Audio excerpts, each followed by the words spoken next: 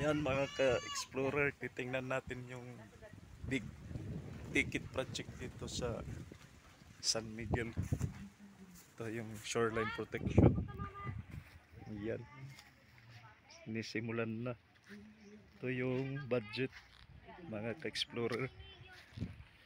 Ayan. Ayan yung budget. 38 million. Nearly 50 million. Ayan.